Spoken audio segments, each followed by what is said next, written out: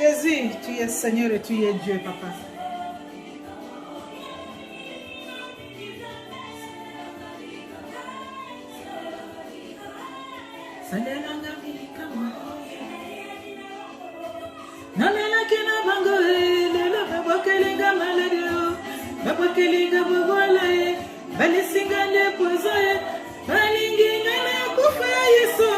Jésus.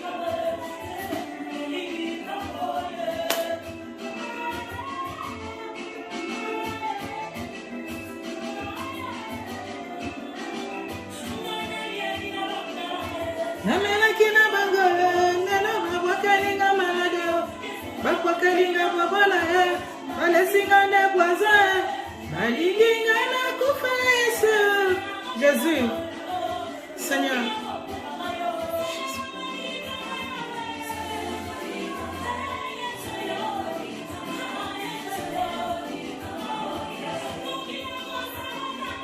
Oh ma soeur Marie Messamo, paix à ton âme. Paix à ton âme, ma soeur. Tes chansons me font du bien.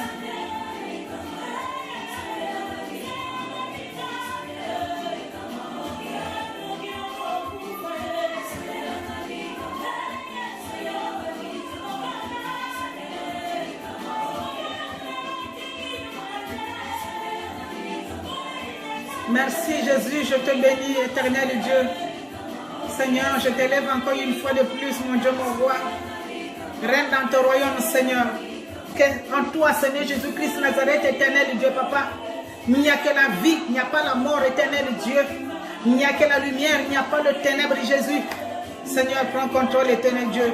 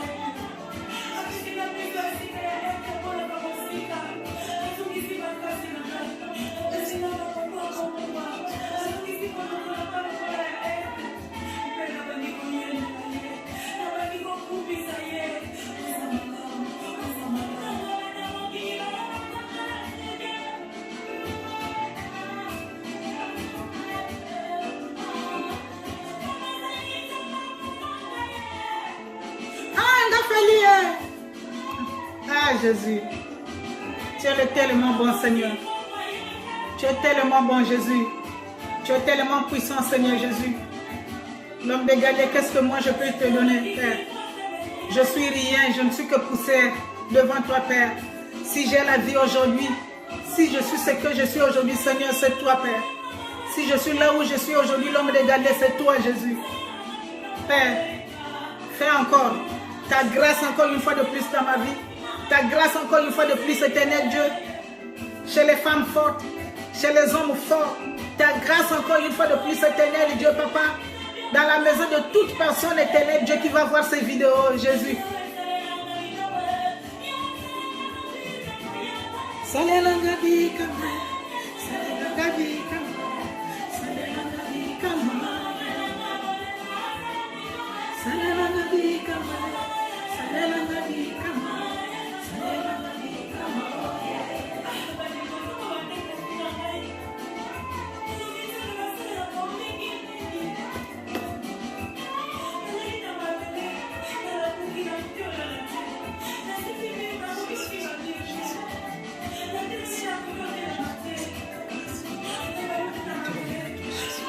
Merci Seigneur. Merci Jésus.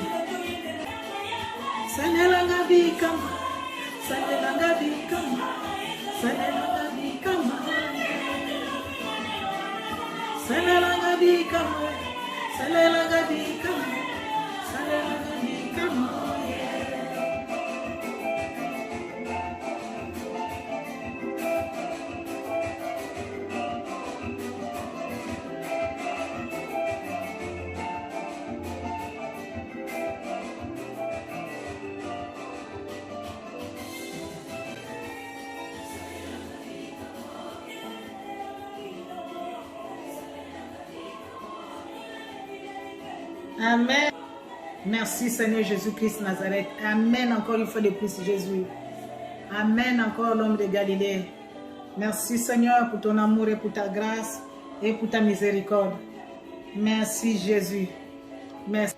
Shalom encore une fois de plus mes bien-aimés. Je vous salue au nom de Jésus-Christ de Nazareth. Mes bien-aimés, on va parler de la crainte de Dieu. La Bible nous dit que la crainte de Dieu est le commencement de la sagesse. Et moi, je dirais que la crainte de Dieu est le commencement de toutes choses. Le commencement du bonheur, le commencement de la joie, le commencement de la tranquillité de l'esprit de l'homme, le commencement de l'élévation, le commencement de la distinction, le commencement de la vie qui est meilleure. Nous allons tirer notre prédication des bien-aimés dans le livre de Exode 1. Nous allons voir des personnes qui avaient la crainte de Dieu et qu'est-ce que Dieu avait fait de leur vie. Nous allons lire dans Exode 1.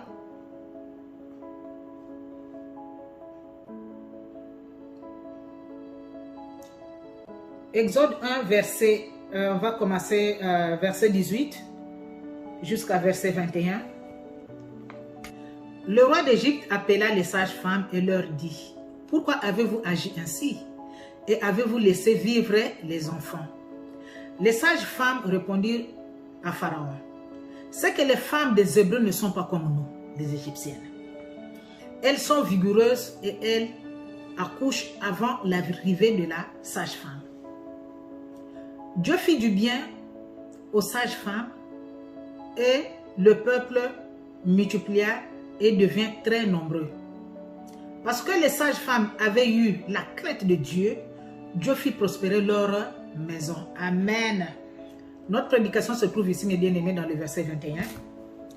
Qu'est-ce qui s'est passé en Égypte, mon frère, ma soeur? Les Hébreux, ils ont quitté leur pays. Joseph a été vendu par ses frères. Il est parti en Égypte, il était enfant. Il a grandi en Égypte, mes bien-aimés. Il a travaillé en Égypte, proche des pharaons. Et un jour,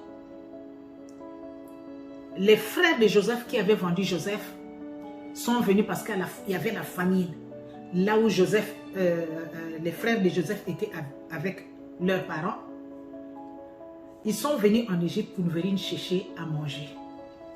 Et là, ils ont découvert que leurs frères qu'ils avaient vendus, ils ont découvert leur frère qui était devenu premier ministre, presque premier ministre dans un pays lointain, loin de leur pays, là où ils étaient.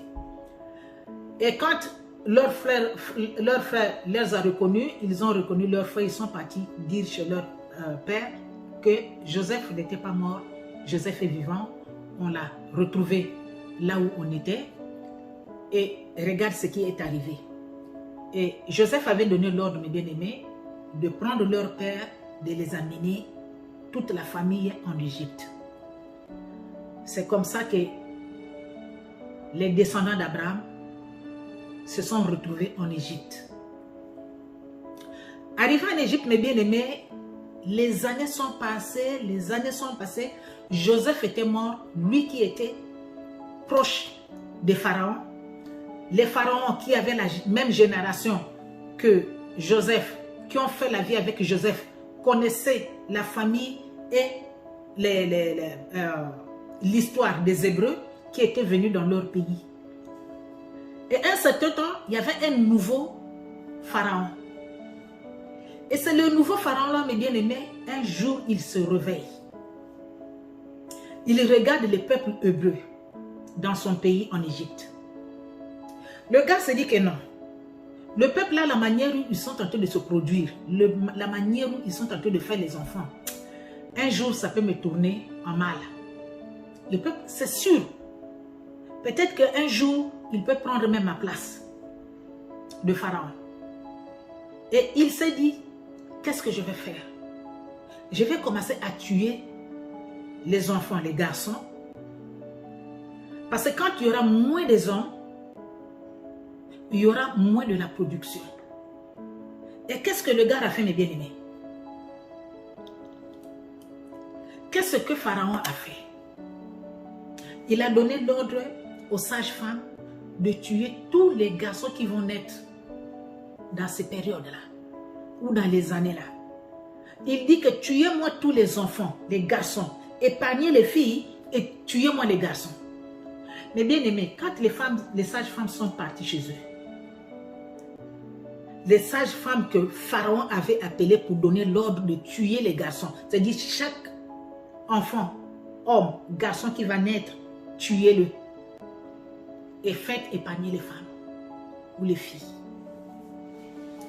Les sages-femmes sont parties chez eux, mais bien aimés, les sages-femmes ont commencé à réfléchir. Les sages-femmes se sont dit, mais comment? Comment prendre les innocents, les petits-enfants qui vont naître, qui n'ont rien à voir avec le monde, qui n'ont rien à voir avec les gens, les inconscients, et les tuer? Pour quelle raison? Pour quel problème?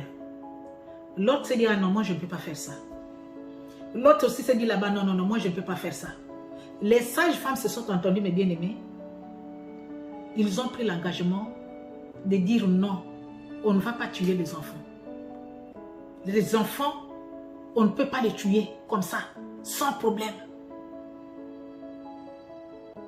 Parce que quand Pharaon a donné l'ordre aux sages-femmes d'aller tuer tous les enfants, les garçons qui vont naître, il n'avait pas donné la raison. Pourquoi on va commencer à tuer les garçons? Juste comme ça, l'ordre qui revient en haut, des autorités là-bas, le Pharaon a dit, il faut me tuer les garçons. Les sages-femmes ont eu la crainte de Dieu. Les sages-femmes ont eu la crainte de Dieu, mes bien-aimés. Les sages-femmes, ils ont réfléchi, ils ont dit que nous, on ne peut pas faire ça. On ne peut pas faire ça. Et qu'est-ce qu'il faut faire? Mais non, on refuse, on va donner, regardez la raison qu'on va donner. Au cas où. Et les années passent, mes bien-aimés, les mois passent, il y avait toujours des enregistrements, c'est sûr. Il y avait toujours les garçons qui étaient là. Il y avait toujours les petits garçons, c'est sûr qu'il tournait dans son pays, bien dans sa ville, il voyait toujours les petits garçons blaguer dans les ruelles, bien je ne sais pas comment. Et Pharaon a constaté que non, il y avait toujours des petits enfants, malgré l'ordre qu'il avait donné aux sages-femmes de tuer les petits garçons. Les sages-femmes avaient refusé de faire ça. Et Pharaon appelle encore les sages-femmes et dit aux sages-femmes, mais c'est quoi ça? Qu'est-ce que je vois dans mes yeux? Je vois les petits-enfants blaguer dans les rues, je vois les petits-enfants par-ci, par-là. Donc l'ordre que moi, je vous avais donné, de tuer les petits garçons. Quand les petits garçons sont là, donc quand ils sortent du corps de leur mère, là, je ne sais pas comment il avait donné l'ordre, c'est-à-dire qu'il faut les étrangler déjà ici avant que l'enfant vienne. Je ne sais pas comment ça devrait se passer. Et moi, je vous ai donné l'ordre de tuer les petits garçons. Pourquoi vous ne l'avez pas fait? Je suis en train de voir les petits garçons par-ci, par-là. Les sages-femmes ont répondu à Pharaon. Les femmes hébreues ne sont pas comme nous. En tout cas, majesté, là où on te parle, là, les femmes là, que tu vois les hébreux là, ils ne sont pas comme nous. Nous, quand on nous appelle pour aller faire accoucher une femme, on trouve déjà que l'enfant est déjà entre ses mains. Donc c'est sûr, on va juste pour aller couper juste le cordon ombilical. Mais comment tuer l'enfant qui est déjà dans la main de sa mère qui est vivant? Ah bon, c'est comme ça? Oui, c'est comme ça. Ok, allez-y. Mais bien aimé. Et Pharaon a fait ce qu'il avait fait, ce que nous les chrétiens nous disons dans la Bible. Mais l'histoire n'est pas là, mes bien-aimés. L'histoire est que il y avait une équipe de femmes qui a dit, que la Bible nous dit qu'ils avaient eu la crainte de Dieu. Quand ils ont eu la crainte de Dieu, ils ont refusé ce qu'est l'ennemi. Ils ont refusé ce qu'est Satan. Ils ont refusé ce qu'on leur a imposé comme problème. De tuer les enfants. Et qu'est-ce que Dieu a fait, mes bien-aimés? Dieu a vu le cœur des sages-femmes en Égypte. Les cœurs des sages-femmes qui ont eu peur. Les cœurs des sages-femmes qui ont eu la crainte de Dieu. C'est ceux qui se sont dit, non, non, non, moi je prie. Hein. Je suis une chrétienne. Moi je crains ce Dieu-là. Est-ce que les sages-femmes avaient les échos des enfants d'Israël? Comment Joseph était rentré dans leur pays? Et comment il était devenu premier ministre? Est-ce que les sages-femmes avaient les échos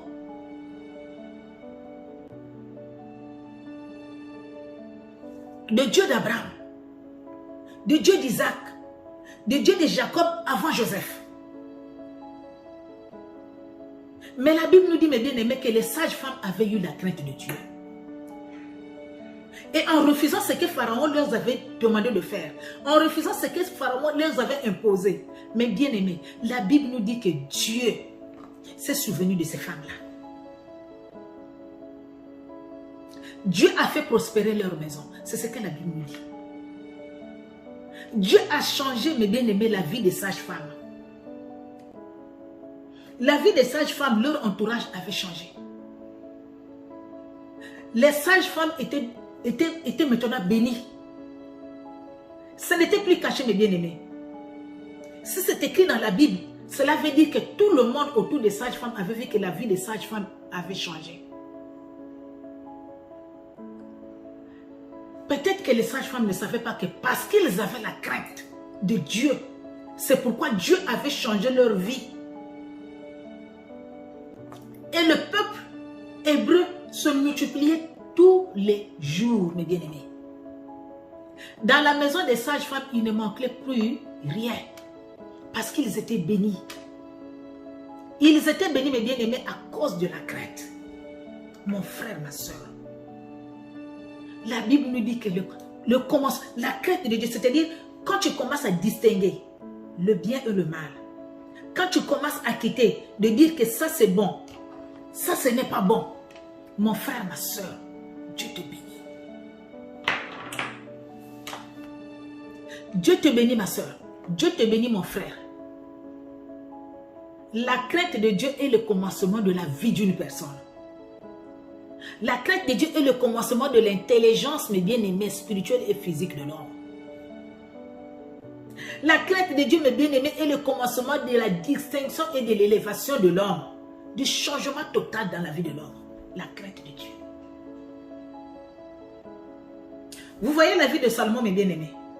Au début, quand Salomon avait la crainte de Dieu, quand Salomon quittait sa maison, mes bien-aimés, pour aller donner des offrandes, quand Salomon, avant que Salomon tombe chez les femmes étrangères qui étaient venues rentrer dans sa vie pour l'amener dans les mauvaises voies, quand Salomon avait la crainte de Dieu, quand il avait demandé la sagesse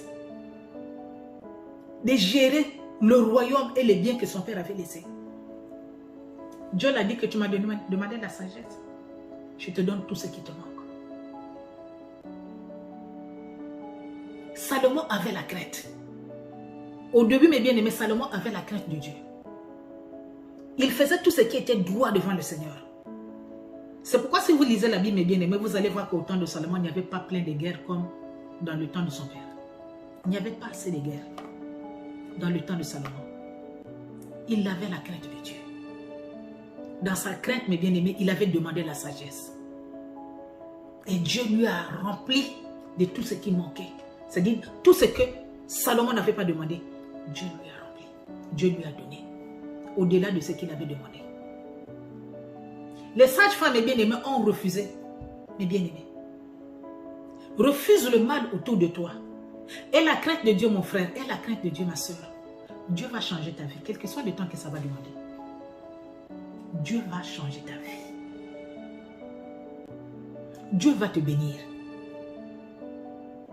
Quel que soit ce que tu es en train de voir autour de toi, mon frère, ma soeur, Dieu va épaiser les tempêtes autour de toi. Dieu va donner l'ordre au nom de Jésus-Christ de Nazareth d'arrêter le vent, d'arrêter les tempêtes, malgré le bruit de la mer, mes bien-aimés, qui est autour de toi, des situations de problèmes. Quand tu as la crainte de Dieu, Dieu prend place à ta place. Il arrête les tempêtes. Il arrête les mouvements sataniques. Il détruit, mon frère, ma soeur, ce que l'ennemi planifie contre toi. La crainte du Seigneur, la crainte de Dieu. Et la crainte de Dieu, mon frère, et la crainte de Dieu, ma soeur. Tu verras ce que Dieu va faire de toi. Quel que soit le temps, quelle que soit la durée, Dieu va changer ta vie. Et la foi, et la crainte du Seigneur. Dieu va amener des choses que toi-même tu ne t'entends pas à ça. Dieu va amener dans ta vie les choses qui n'existent pas, mon frère, ma soeur. Et la crainte du Seigneur. Soyez bénis une fois de plus. Et que Dieu vous bénisse. Femmes fortes et hommes forts. Abonnez-vous encore massivement dans notre chaîne Femme Forte TV News. Et que le Seigneur vous bénisse. Merci beaucoup.